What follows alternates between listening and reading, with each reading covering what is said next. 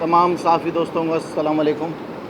अच्छा जी, हालात हाज़रा जिस तरीके से हम हमेशा हाईलाइट करते रहें कि सूबे सिंध के अंदर तबाही जो चलती चले जा रही है, जो रुक के नहीं दे रही है, और रोज़ाना की बुनियाद के ऊपर हम एक नया सिलसिला सूबे सिंध के अंदर देखते हैं। हम ऐसे ऐसे कारनामे देखते हैं कि जैसे कभी कभार उन कारनामों के ऊपर हम खुद हैरान हो जाते हैं कि एक सूबे की हुकूमत जो सूबे में इक़्तिदार के अंदर पिछले 13 साल से है, जिसका 5वां दौर सूबे सिंध के अंदर चल रहा है, वो इतनी बड़ी बड़ी नालायकियाँ कर सकती है, वो इतनी बड़ी बड़ी गलतियाँ कर सकती है। और जब हम इनका पास देखते हैं तो हमें नज़र आता है कि ये सारी चीज़ें कंटिन्यूस बेसिस पे हो रही हैं। हमने ये भी देखा कि जो इश्यूज़ हम हाईलाइट कर रहे हैं वो सिर्फ पाकिस्तान तहरीक इंसाफ नहीं, बल्कि हमसे जो पहले बड़ी अपोजिशन पार्टीज़ थी उन्होंने भी इन्हीं चीज़ों को हाईलाइट किया। लेकिन हमें महसूस ये होता है कि बिलावल जरदारी की जो जमात है, और बिलावल जरदारी ख़ुद जो हैं और इनके डैडी जो आसिफ जरदारी हैं, उनकी जो तरबियत है ये जरदारी लीग की, वो तरबियत ही ऐसी है कि आवाम के मसाइल जो हैं वो हल नहीं करने हैं, आवाम को परेशानियों के अंदर रखना है, अपोजिशन को इन्हीं इश्यूज़ के ऊपर उलझा के रखना है ताकि इनकी जो अपनी करप्शन है उसका सिलसिला चलता रहे, वो सिलसिला रुके ना, और वो कंटिन्यूस बेसिस पे आवाम जो है परेशान रहे। हम सब ने देखा कि पिछले 1.5 से 2 साल तक जो है वो सूबे भर के जितनी भी तालीमी इदारे थे वो बंद थे, और बच्चों की जो एजुकेशन थी वो डेफिनेटली हमने देखा कि वो डिस्टर्ब थी।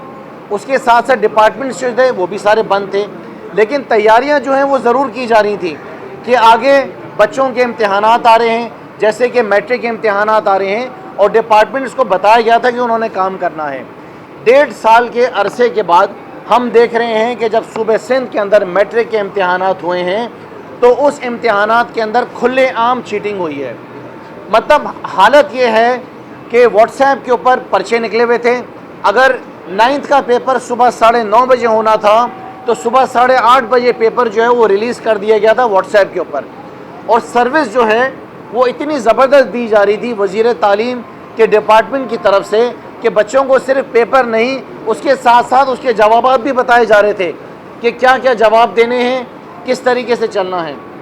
हम हैरान कि पहला पेपर हुआ, सूबे भर के अंदर पेपर लीक हुआ, पेपर आउट हुआ, व्हाट्सएप पे सिलसिले चलते रहे। वज़ीर तालीम जाएंगे, वज़ीर तालीम जाके स्कूल्स का विज़िट करेंगे।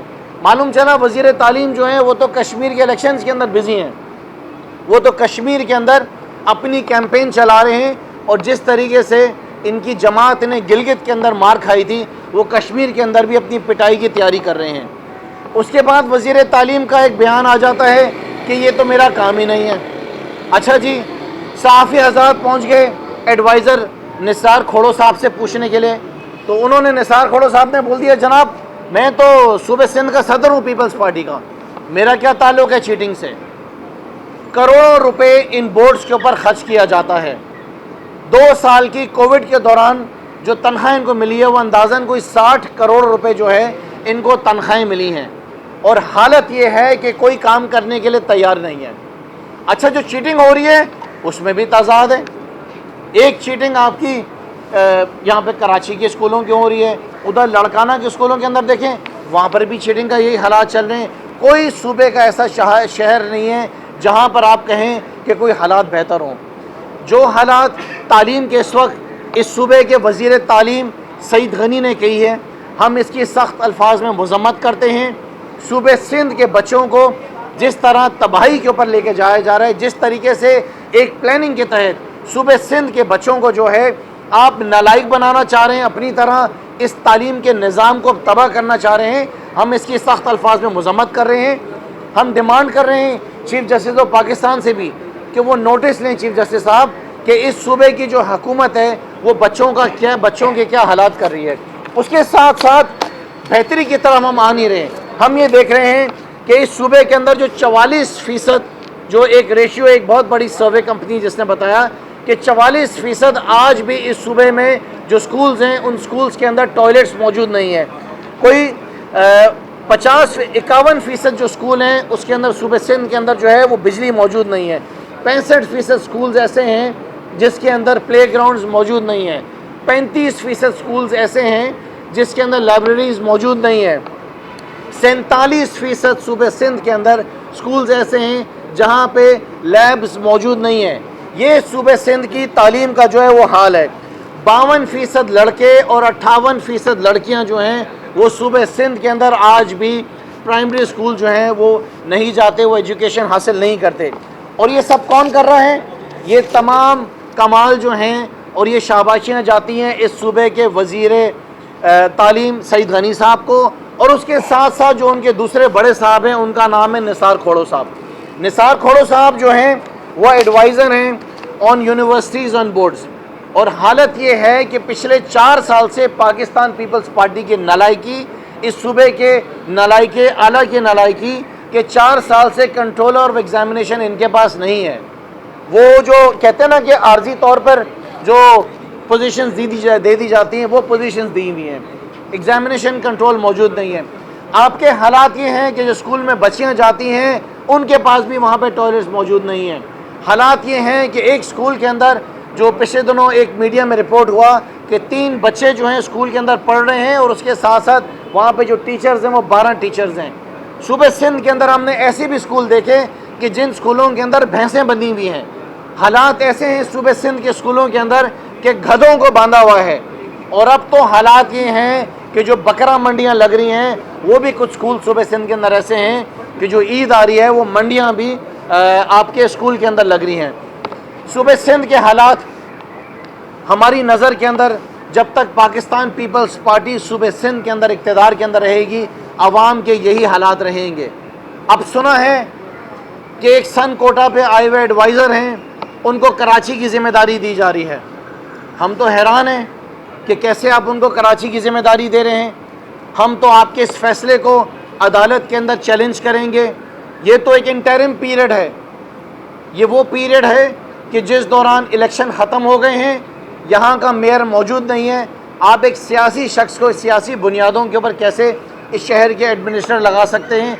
लिहाजा इस मामले में भी हम बताना चाहते हैं कि हमने ये फ़ैसला किया है कि अगर इस सन कोटे पे आए हुए एडवाइज़र को आपने तैनात किया तो इसको हम इस फैसले को आपके हम चैलेंज करेंगे अदालतों के अंदर। उसके साथ साथ जो एक बहुत ज़्यादा ज़रूरी चीज़ है जो कि हम देख रहे हैं कि करप्शन का ख़ात्मा जो है वो सूबे सिंध के अंदर नहीं हो रहा है। इस वक्त भी अगर आप करप्शन देखेंगे तो तीसरे नंबर के ऊपर आती है एजुकेशन डिपार्टमेंट के अंदर। और इन्हीं वजूहात के बिना के ऊपर ये तमाम चीज़ें, ये बच्चों के जो एग्जामिनेशंस के अंदर जो पेपर लीक हो रहे हैं, जो नालायकियाँ हो रही, उसकी सबसे बड़ी बुनियाद यही है। अब आप देखें कि जो हैदराबाद का बोर्ड है, जो सखर का बोर्ड है, वो डिमांड कर रहा है वज़ीर आला से कि जनाब आला आपने जो एग्जामिशन दी थी इनरोलमेंट की, रजिस्ट्रेशन की, रजिस्ट्रेशन फ़ीस की, वो पैसे आपने हमें अभी तक जमा नहीं कराए हैं। बेशुमार ऐसे सूबे सिंध के एजुकेशन से रिलेटेड जो दफ्तर हैं वो वज़ीर आला को ख़त लिखे जा रहे हैं कि वज़ीर आला साहब हमारे पास पैसे मौजूद नहीं हैं सूबे सिंध के तालीमी निज़ाम को चलाने के लिए। और वज़ीर आला साहब मसरूफ़ हैं घूमने फिरने में, अमेरिका में, पाकिस्तान के ख़िलाफ़, पाकिस्तान के फ़ैसलों के ख़िलाफ़, पाकिस्तान की सलामती के ख़िलाफ़। ऐसा लगता है कि कोई लॉबी करने के लिए सिर्फ़ इस वजह से कि इक़्तिदार के अंदर आ जाएं। लगता है कि जो बाइडेन को वहाँ पर कन्विंस करने गए हैं कि वो शायद इक़्तिदार के अंदर आ जाएंगे, बिलावल ज़रदारी आ जाएगा तो यहाँ पर उनको ड्रोन्स के हमले करने की इजाज़त मिल जाएगी। ये पाकिस्तान पीपल्स पार्टी की सोच है, ये पाकिस्तान पीपल्स पार्टी की तर्ज़ हुक्मरानी है। और इसी बुनियाद के ऊपर ये हमेशा इक़्तिदार के अंदर आते हैं। कभी अमेरिका से मदद मांगते हैं, कभी इंडिया से मदद मांगते हैं। ये एक माफिया है, ये एक माफिया है। ये मोहतरमा शहीद बेनज़ीर भुट्टो या जुल्फ़िकार अली भुट्टो की जमात नहीं है। ये इस वक्त एक ज़रदारी लीग है जो एक प्लानिंग के तहत इक़्तिदार के अंदर आती है, जिसका एक पूरा तरीक़ाकार है इलेक्शन जीतने का, और उसका भी इंशाअल्लाह ताला मुकाबला करेंगे। पाकिस्तान तहरीक-ए-इंसाफ ने ये फ़ैसला किया है कि हम रोज़ाना की बुनियाद के ऊपर इनकी जितनी नालायकियाँ हैं उनको हम चैलेंज करेंगे। हम अदालतों के अंदर इनके जो केसेस हैं, अदालतों के अंदर जो इनके करप्शन के जितने मामलात हैं जो कि ऑडिटर जनरल ऑफ पाकिस्तान ने हाईलाइट किए हैं, उनको हम अदालत के अंदर भी लेके जाएंगे। हम इस ऐवान के अंदर भी आवाम को बताएंगे। और उसके साथ साथ अब हमने फ़ैसला किया है कि पाकिस्तान तहरीक-ए-इंसाफ सिंध के अंदर जो तबाही हो रही है, चाहे वो तालीम का निज़ाम हो, चाहे वो सेहत का निज़ाम हो, हर शोबे के अंदर जो तबाही हो रही है, अब उसके ख़िलाफ़ हम सड़कों पे जाएंगे, हम सड़कों पे एहतजाज करेंगे। मैं मीडिया से कहूँगा कि हालात ये हैं कि जाके दिखाएंगे सिंध असम्बली के गेट के बाहर इस वक्त पीपल्स पार्टी के झंडों तले इस वक्त वहाँ पर भी एहतजाज चल रहा है। सो वक्त ये आ गया है कि अब एहतजाज इन्हीं के लोग इनके खिलाफ भी कर रहे हैं। कुछ सवाल? देखिए, मैं आपको ये बात ज़रूर कहना चाहूँगा, हाफिज़ साहब ने एक बड़ा अच्छा सवाल किया है। मेरे ख्याल से पाकिस्तान में इस वक्त जो तरक्की का सिलसिला चल रहा है, ये तरक्की हमने कभी पास्ट के अंदर इस तरीके से नहीं देखी। हाँ, पास्ट के अंदर वज़ीर आज़म ज़रूर ऐसे होते थे कि जो कि ऐलानात कर देते थे कि हाँ मैंने दिए 50 करोड़, हाँ मैंने दिए 1 अरब रुपए, लेकिन हमने कभी भी उस तरीक़ेकार से तरक्की होते हुए नहीं देखा। अपने कमीशंस के सिलसिले में ज़रूर ऐलानात हुए। आज से कुछ दिन पहले ही बल्कि वज़ीर आज़म साहब बलूचिस्तान गए और बलूचिस्तान के अंदर वज़ीर आज़म साहब ने जो पूरा डेवलपमेंट का जो पूरा एक बजट पेश किया, पूरी जो स्कीम उन्होंने वहाँ पर दी, उससे बलूचिस्तान के लोग बहुत ज़्यादा खुश हैं। बलूचिस्तान के लोग इस वक्त ये कहते हैं कि जिस तरीके से पिछले 2 साल के अंदर बलूचिस्तान को हुकूमत पाकिस्तान ने प्रायोरिटी दी है, इससे पहले कभी दी नहीं गई। और सिर्फ बलूचिस्तान नहीं, मैं आपको बताना चाहूँगा कि पाकिस्तान की हिस्ट्री के अंदर पहली बार कराची शहर के अंदर 18वीं तरमीम के बाद जो है, अगर किसी हुकूमत ने कराची शहर को भी प्रायोरिटी दी है तो तहरीक इंसाफ की हुकूमत है। 9 अरब 90 करोड़ रुपए तो सिर्फ ये वो पैसा है जो कि आपके सूबे के वज़ीर आला भी कहते हैं कि वज़ीर आज़म ने ये अपने MNAs और MPs के तहत क्यों खर्च कर दिए। हाँ, हमने खर्च किए 9 अरब 90 करोड़ रुपए, कराची की गलियाँ बनाई, कराची के पार्क्स बनाए, हमने कराची के सीवेज के निज़ाम को बेहतर किया, कराची के पीने के पानी को निज़ाम को बेहतर किया। क्योंकि वज़ीर आला साहब आप नाकाम हो गए, लिहाजा वज़ीर आज़म को कराची के ऊपर ये पैसे खर्च करके ये काम कराना पड़ा। अल्हम्दुलिल्लाह कराची का जो निश्ता रोड बना, कराची का जो नेपियर रोड बना, कराची के अंदर जो मंगोपी रोड बन रहा है, वो भी तहरीक इंसाफ की हुकूमत ने ही मुकम्मल कराया है। K4 के बारे में आपको बताऊँ कि 13 साल पाकिस्तान पीपल्स पार्टी की हुकूमत इसको लूटती रही और 13 साल के बाद बोला कि जो 25 अरब रुपए हैं ये ज़ाया हो गए। लिहाजा अब ये फ़ैसला हुआ है जिस पे काम चल रहा है कि तहरीक इंसाफ की हुकूमत K4 को मुकम्मल करेगी। मैं कराची के लोगों को खुशखबरी देना चाहता हूँ कि ग्रीन लाइन जो है वो इंशाअल्लाह ताला अगस्त या सितंबर इसी महीने के अंदर उसको स्टार्ट कर दिया जाएगा। और जिससे मैं समझता हूँ कि जो 13-14 साल के अंदर बल्कि 20 साल से शहर कराची के लोगों के पास सफ़र करने की सहूलत नहीं थी, वज़ीर आज़म इमरान ख़ान के इस इनिशिएटिव के बाद ये काम भी मुकम्मल हो जाएगा। हालांकि इसकी ज़िम्मेदारी इंफ्रास्ट्रक्चर पिछली फेडरल गवर्नमेंट की थी और प्रोविंशियल गवर्नमेंट की ज़िम्मेदारी थी कि उन्होंने बसेस और IT सिस्टम लाना था। इनके रिफ्यूज़ल के ऊपर तहरीक इंसाफ ने जो ये काम मुकम्मल कराया है। उसके साथ साथ जो फ्रेट कॉरिडोर आपका कराची के लिए आ रहा है, मैं समझ रहा हूँ कि जो पोर्ट्स एंड शिपिंग मिनिस्ट्री मुकम्मल कर रही है, इससे कराची के लोगों को बहुत ज़्यादा जो फ़ायदा होगा। और इसके अलावा मैं आपको बताऊँ कि और भी बहुत सारे डेवलपमेंट स्कीम चल रही हैं। जितने भी MNAs हैं, हमारे जितने MPs हैं, इस वक्त पूरे कराची में काम कर रहे हैं, अपने हलकों के अंदर काम कर रहे हैं। जिन इलाकों से तहरीक इंसाफ इलेक्ट नहीं हुई है, जहाँ से MQM इलेक्ट हुई है, इवन MQM के MNAs को वज़ीर आज़म इमरान ख़ान साहब ने बहुत सारी डेवलपमेंट स्कीम्स दी हैं। आज उनके इलाकों में भी जो काम हो रहा है वो सब तहरीक इंसाफ की हुकूमत के दिए गए फंड से हो रहा है। ये दिया जा रहा है कि ना तो PTI खुद कोई काम करती है, ना तो कराची पैकेज पर कोई अमल दरामद नज़र आ रहा है, और ना ही जो है वो मुर्तज़ा वहाब जैसे पढ़े लिखे नौजवान को एडमिनिस्ट्रेटर बनने आप दे रहे हैं, जा रहे हैं अदालत। ये क्या नाले किसने साफ कराए? देखें, आपके सूबे के वज़ीर आला भी पढ़े लिखे हैं ना। वो तो जो बजट की स्पीच है वो सिंध के लोगों को अंग्रेज़ी के अंदर सुनाते हैं, टाई पहन कर आते हैं, कोट लगा कर आते हैं, शर्ट वर्ट पहन कर आते हैं, सूट बूट होकर आते हैं, पूरे अंग्रेज़ी बच्चे बनकर आते हैं और अपने पिछले 8 साल से स्पीच दे रहे हैं। मैं हामिद सोमरो साहब आपसे सवाल करता हूँ, क्या सूबे सिंध के हालात इस मौजूदा वज़ीर आला की मौजूदगी में बेहतर हुए? क्या सूबे सिंध के लोगों को आज पीने का पानी मुयस्सर है? क्या सूबे सिंध के अंदर जो बच्चे स्कूल में तालीम हासिल कर रहे हैं वो क्या किसी अच्छे स्टैंडर्ड की तालीम है? क्या आज आपके बच्चे प्राइवेट स्कूल में तालीम नहीं ले रहे हैं? क्या आज हॉस्पिटल्स को हम प्राइवेट क्लिनिक्स को यूटिलाइज़ नहीं कर रहे हैं? क्या गवर्नमेंट हॉस्पिटल्स हमको वो फैसिलिटीज़ दे रही हैं? आपका वज़ीर आला सूबे सिंध का तो कहता है कि मुझे हेल्थ कार्ड की ज़रूरत ही नहीं है। आप जानते हैं इस बात को कि पूरा KP, पूरा खैबर पख्तूनख्वा का जितने भी रिहायशी हैं उनके लिए सेहत आज मुफ्त है। हर KP के रिहायशी की जेब में 10 लाख रुपए का सेहत कार्ड मौजूद है। पंजाब के अंदर 70% लोगों को सेहत कार्ड दे दिया गया है। क्या आपको मालूम है कि हमारे पंजाब और KP के जो वज़ीर तालीम है वो किस तरीके से काम कर रहे हैं, क्या इनिशिएटिव्स उठा रहे हैं, किस मॉडर्न पॉलिसीज़ और टेक्नोलॉजी को इस्तेमाल करते हुए तालीम के निज़ाम को वो बेहतर कर रहे हैं। सो हर क़यामत, हर मुसीबत सूबे सिंध के अंदर क्यों आ रही है, हर मसला सूबे सिंध के अंदर क्यों खड़ा हो रहा है। आज अगर पूरे पाकिस्तान के अंदर तालीम का निज़ाम सबसे ज़्यादा तबाहाल है इन कागजात के हिसाब से, जो सर्विस के हिसाब से, तो सूबे सिंध का क्यों है। आज अगर auditor general of Pakistan Hamid साहब अगर वो लिखती है कि सबसे ज़्यादा बेज़ाब्तियाँ इदारों के अंदर अगर है खुर्द-बुर्द है तो वो सूबे सिंध में है, तो मेरे सूबे सिंध को हर जगह पे क्यों नीचा दिखाया जा रहा है, हर बात के ऊपर मेरा सूबा सिंध पूछे क्यों है, हर मामले के अंदर मेरा सूबा सिंध तबाही हाल में क्यों है। उसकी वजह यह है कि जरदारी टोला यहाँ पर काबिज़ है। जब तक पाकिस्तान पीपल्स पार्टी सूबे सिंध में इक़्तिदार में रहेगी, मैं आपको बता दूं कि बलोचिस्तान से भी पीछे चले जाएगा, क्योंकि इनकी मंजिल, इनका मकसद जो है वो आवाम की खिदमत करना नहीं है, वो नोट बनाना है। साहब ये बताइए कि जो मुर्जा महाब साहब हैं वो पॉलिटिशियन होने के साथ साथ टेक्नोक्रेट भी है, अगर वो अपनी सियासी वाबस्तगी ख़त्म करते हैं, पीपल्स पार्टी से अलहदा होते हैं, तो एज टेक्नोक्रेट वो एडमिनिस्ट्रेटर कराची पीपल्स पार्टी की बेसिक मेंबरशिप से इस्तीफा देंगे वो। क्या बात है। देखिए, मैं आपसे सवाल करता हूँ, यहाँ पे कराची भी एक सूबे सिंध का हिस्सा है। आज सूबे सिंध का हर शख्स ये चाहता है कि कराची तरक्की करे, कराची की तरह लाड़काना भी तरक्की करे, जहाँ से बिलावल जीत कर आएँ। वो चाहते हैं कि नवाब शाह के अंदर भी बेहतरी है, जहाँ से जरदारी जीत कर आएँ। वो चाहते हैं कि दादू में भी हो, जहाँ से आपके इस सूबे के नलायक आला मुंतखब होकर आए हैं। मेरा आपसे ये सवाल है, 7 से मेरा आपसे ये सवाल है, क्या पाकिस्तान पीपल्स पार्टी सूबे सिंध में डिलीवर करने में कामयाब हुई है? क्या इस एडवाइज़र ने सवाए पैं पैं करने के इस सूबे की बेहतरी के लिए कुछ करा है? इस सूबे के अंदर डिलीवरी क्या है?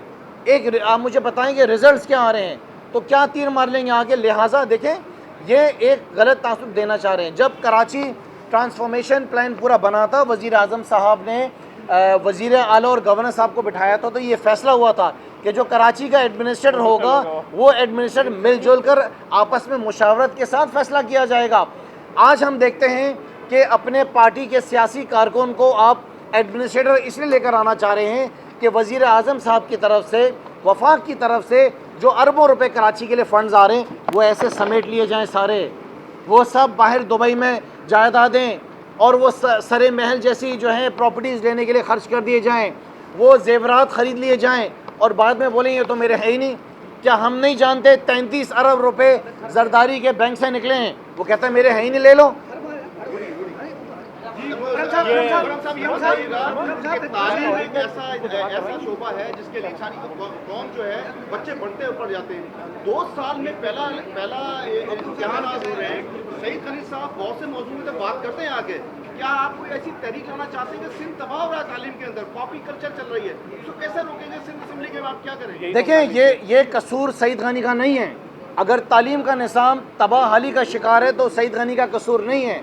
अगर यहाँ पे लोकल गवर्नमेंट का निज़ाम तबाहाली का शिकार है तो वो नासिर शाह का कसूर नहीं है। अगर इस सूबे के अंदर इस सूबे का वज़ीर आला काम नहीं कर रहा है तो मुराद अली शाह का कसूर नहीं है। कसूर इस सोच का है जो पाकिस्तान पीपल्स पार्टी रखती है। कसूर बिलावल जरदारी का है कि जो कि सही तरबियत में नहीं रहा। कसूर आसिफ अली जरदारी का है जो सूबे सिंध को तबाह करना चाहता है। कसूर इस निज़ाम का है।